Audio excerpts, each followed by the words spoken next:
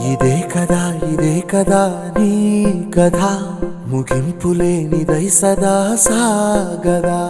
ఇదే కదా నీ కథ ముగింపులేనిదై సదా సాగదా.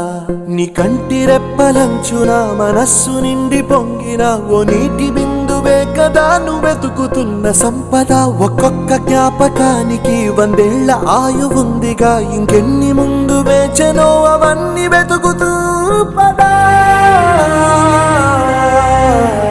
మనుష్యులందు నీ కథ మహర్షిలాగా సాగదా. మనుష్యులందు నీ కథ మహర్షిలాగా సాగదా.